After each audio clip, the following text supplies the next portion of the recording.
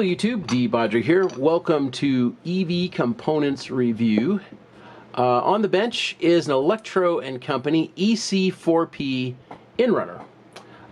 This was sent to me by a gentleman that I talk to on a fairly regular basis. His initials are JL, and that's how I will refer to him. I want to point out a little teeny tiny detail that's of high importance, and that is the date code on here. Laser etched into this cast aluminum cover, and it says 2023 January 8th. Don't know what the 014 means, but that's the date code. So this motor is no older than January 8th of 2023. I know he hasn't had it very long, and in fact he had problems with it, sent it back to Electro Co, and then they supposedly fixed it and then sent it back to him. He hadn't taken it apart up to then. He got it back and then had further problems with it, so he decided to take the covers off. So anyway, keep that in mind. This motor was purchased brand new this year from Electro Co. He got it, had problems with it, sent it back, they took it apart, did something to it, and then sent it back to him and resealed it up. You know, so you can see like all the kind of silicone on here. It's on the side of the covers too. He tried it out, still had problems with it, and then he took it apart. Okay, at that point in time, what he found inside just was astonishingly bad. Actually, let's put that cover in front because that way you get the part number. What he found inside was astonishingly bad. He's had this motor apart long enough to inspect the insides of it, and then what he found, he sent me pictures on Facebook, and this is what he found. So here is the armature that was in there. So Electro Co knows, because they took this motor apart, all right, when he sent it back to them, did some repair to it, and then sent it back to him. They know full well this armature looks just like that. So look at all the chips on all the magnets. I mean, who does that? You've got this longer piece of magnet that's covered in some kind of clear epoxy. You got a shorter little section of magnet that's stuck down next to it. All I can say is, damn, that is bad. And they know this. They took the motor apart at their shop in, where is it, Oregon? Did some repair to it, sealed it back up again, and sent it back to him like this. Electro Co did that. If that's not scandalous, I don't know what is. So, you're looking at the armature as he uncovered it, when he took it apart, when he got it back the second time around, and still had problems with it, and sent me the thing, because he goes, okay, you know what, these guys need to be exposed for sending out this kind of garbage. And I would have to totally agree with them. They need to be exposed for doing this. This is not acceptable. I mean, just simply an armature that's made out of two sections of magnets, and then you send out an armature that's got broken magnets in it like that. Who does that? I mean, clearly people that are honest and scrupulous, they don't do that. It's only the dishonest and unscrupulous people that do this kind of stuff, thinking that they can get away with whatever the hell they want, that'll do this. So, yeah, that's really awful. All right, so let's look at the stator here, and I'll come back to this armature in a minute, because I'm going to show you some more stuff, which is why I have these other armatures back here. Pull this stuff aside. So here is the stator. Here's the front side of the motor, you know, where the shaft comes out, and we've got loose strands. You know, that's in multiple places. There's no shellac or varnish on anything. Like right there, you've got a loop in that wire. So we've got loose strands in a lot of places. Like right there, you can see it. So these are going to vibrate. You know, motors, they vibrate. That's just the nature of the beast. And so you secure all this stuff. You know, like you see in my videos, I bind this stuff up and I coat it in shellac or varnish, you know, that red MG Chemicals varnish. And so you don't have stuff like this. Mine are all bound together after I'm done with them. You don't have this kind of stuff. So yeah, this is already shoddy. This is not acceptable. Those wires will vibrate, they'll break, they'll chafe against each other and create winding shorts. You don't want that, that's bad. Obviously this motor is used, he hit a rock or something with it. Let's look at the other side. Yeah, he had to grind a spot out to make it fit his frame. So here is the back side of the motor, right? And again, we have the same thing. we've got loose windings. This is the only part that I've got exposed because I had to cut these zip ties. I wanted to leave it together with the zip ties in place so you can see it that way. But anyway, you can see you've got loose windings in here. Again, same problem. Zip ties, they're harder plastic than the insulation is on the wires. They're going to chafe through the insulation and cause winding shorts. You don't want zip ties in your motor, so zip ties bad. That's why you see me using winding thread, because it's soft, it's pliable, it doesn't wear through the insulation on the wires. And then of course I also add varnish to everything, and this doesn't have either. You know, the strands are just completely loose, and I'm just going to assume that they're the same way up underneath here. So attention to detail is poor. Zip ties is poor. Yeah, clearly this winding wasn't done very well. I'm going to call this what this is, and I'm going to get to that right now. Okay, so here is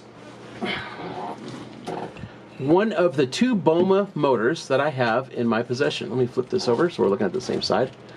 Okay, so there's a couple details I want to point out here.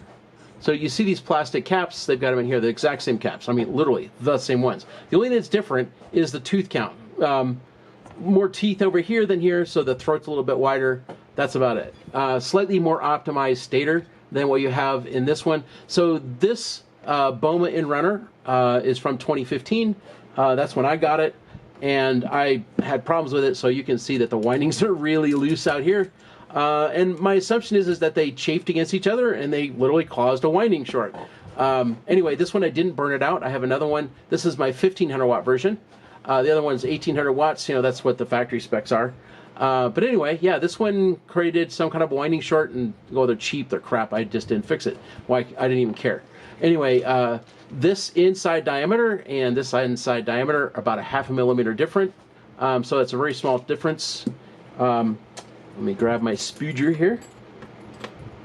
So if you look like right there, see how like you've got these, the sections of the stator are put together like jigsaw puzzle pieces. They've got like those, you know, jigsaw puzzles. They'll have a shape like this, and you have a thing that goes inside them, kind of a thing. And you see that in the stator. Yeah, like you can really see it right in there. So you see how they go together like jigsaw puzzle pieces? Look, you see the exact same thing here. And this is a BOMA in-runner. Can't show you the label anymore because it's long since worn off. But yeah, these are the dregs of crap motors that you can get out of China.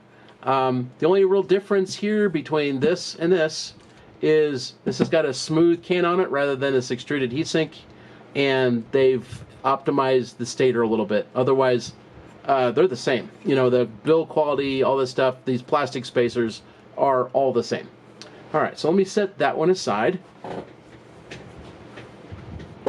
And here is my slightly larger 1800 watt one, which I did cook. Yeah, that's a little toasty. Yeah, basically I was running this motor at 3500 watts, and I could only run it that way with forced air through it. Anything else, it would just simply overheat and I'd have to stop riding around. Well, anyway, I had forced air in there. I wasn't paying attention to the temperature sensor, that it was like going through the roof.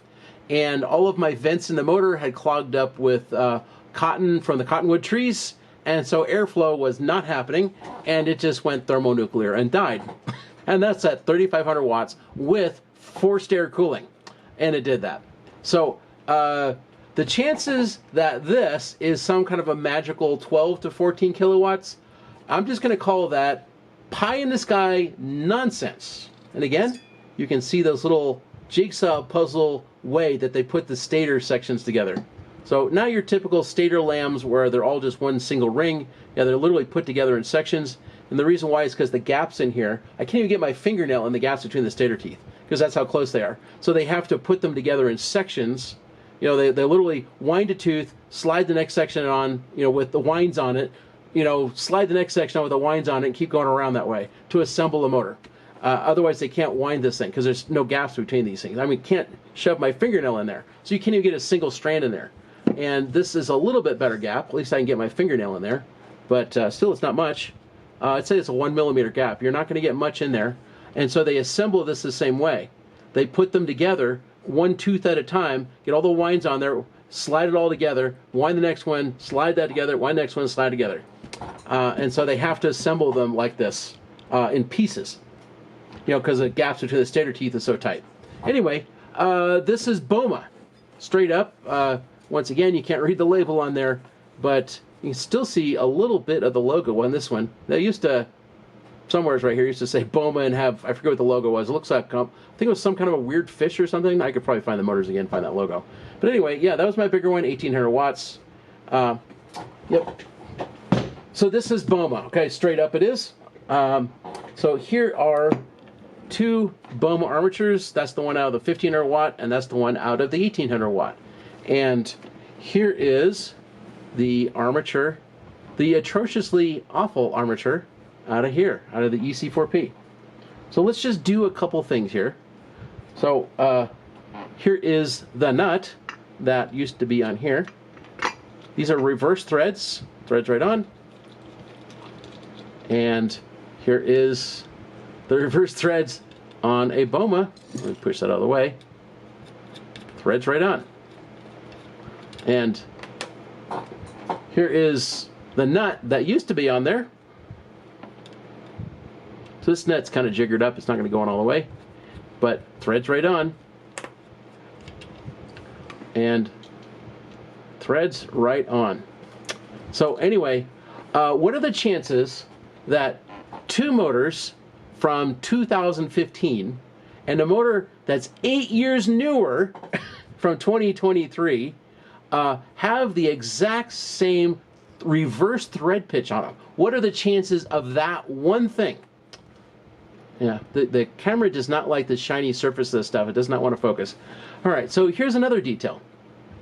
If you look inside here, where's my spooger? So the way that they bind the magnets into the armature laminations is they drive a finish nail in here and one in there, so you can see them. Those are finish nails in there. And you can see them on this smaller one too. See the finish nail in there. Okay, well, here's the EC4P armature. Look, see the finish nail in there? See them in here? Exact same construction. Yeah, I mean, you can see their heads sticking up. Come on, camera, focus on this. Stay away.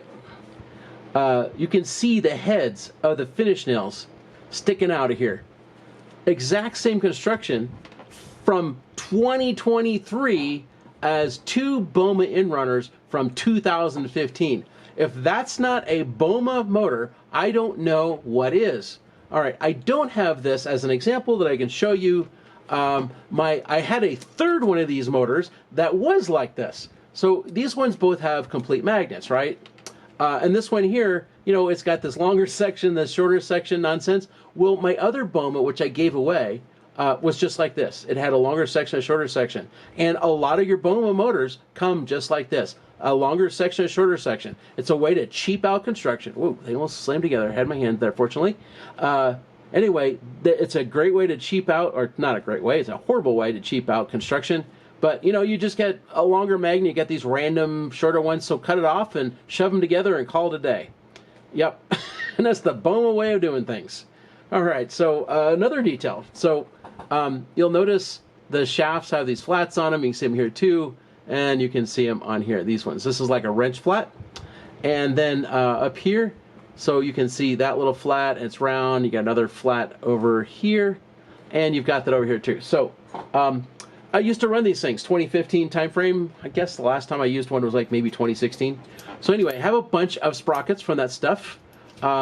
If you look at Sir Ronster's videos, or that he just put out, because he just got one of the TrueMoto controllers and an EC4P motor and put it on a razor that he bought at Walmart.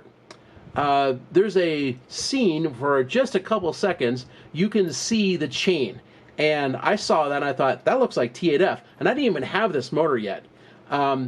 So anyway, I saw that and said, that looks like T8F to me. And well, I went, yeah, because I was familiar with it. I'd seen this stuff many times before.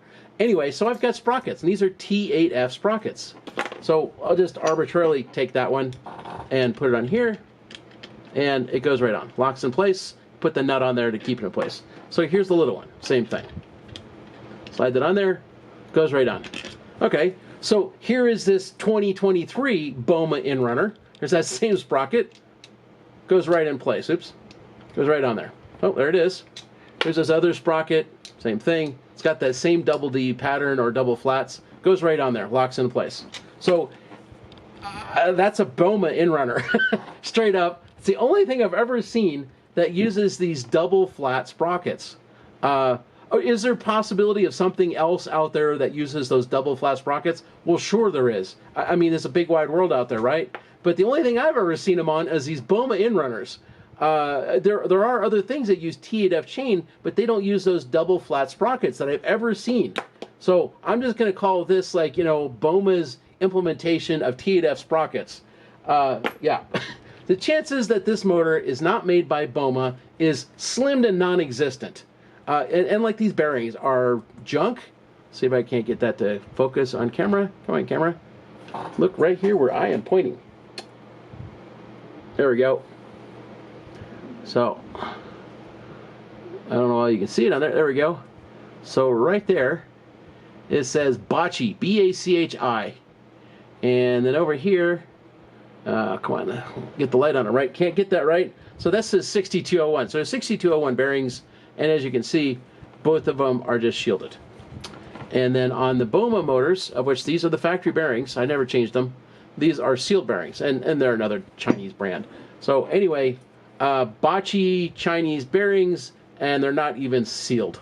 So good job. Just completely cheap this thing out as much as possible. But that's BOMA. Their build quality is atrociously bad. You can find these things for like $50 a motor. They're very, very, very, very low quality motors. As you can see, witnessed right here, all the chips and stuff. How Electro Company, how those guys could service this motor, take it apart, so-called fix it, put this armature back in place again, just like that. How they could do that. All I can say is they're dishonest, they're unscrupulous, and they clearly do not care about their customers. If they will do this, this is an armature that you never use unless you're BOMA and you're just steaming crap of the worst Chinese quality, because that's what that is. That is terrible. All right, so if you're still not sure if this is BOMA, I have one more thing. Just one more, just ever so clever coincidence. Here is the screws that hold those covers on. Here is the screws that came out of one of my BOMA motors. They're both M4 threads, that's no big deal. But they're literally the same screws. These ones are from 2015, and these ones are from no longer ago than, like, say, 2022, right? The screw heads are the same, the threads are the same, the washers are all the same. Yeah, the chances of this many coincidences happening on, you know, so-called this really well-made Western motor, and just the steaming dregs from China happening with so many coincidences is non-existent. Let's just call a spade a spade. This motor is made by BOMA out of China. They are the worst possible crap that there is. Yeah, there are plenty of them where you can pick them up for 50 or 60 bucks, you know, in the USA.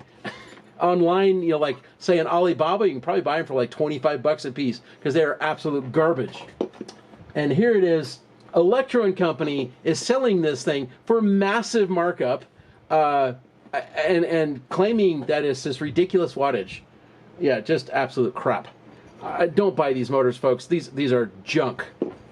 All right, so one last little detail before I run out of time. I want to keep this video under 20 minutes.